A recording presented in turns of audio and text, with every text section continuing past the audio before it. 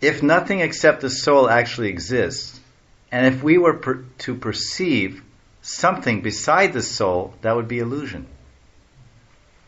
In other words, the body is illusion. Therefore, since happiness and distress do not actually exist in the concept that I am a soul, why become angry at oneself or others? Now the purport. Because a dead body does not feel pleasure or pain. Our happiness and distress are due to our own consciousness. And when we're alive, oh, I'm happy, oh, I'm happy, oh, I'm so happy, oh, I'm so unhappy. But now, if someone gives you just a drop of cyanide and you keel over dead, everything's there. Your body's to have everything there. Where's your happiness? Where's your distress?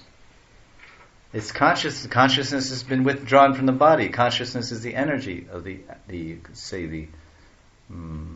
energy of the Atma, the soul. It's a nature. It is not, however, the original function of the soul to enjoy material happiness and suffer material distress. These are produced by ignorant material affection and enmity based on false ego.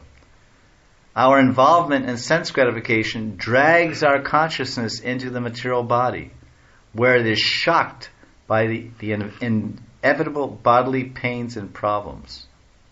On the spiritual platform, there is neither happiness nor distress, because there the living consciousness is fully engaged without personal desire in the loving service of the Supreme Lord. This is the actual position of happiness, aloof from the false bodily identification. Rather than uselessly becoming enraged with others for one's own foolishness, one should take to self-realization and solve the problems of life.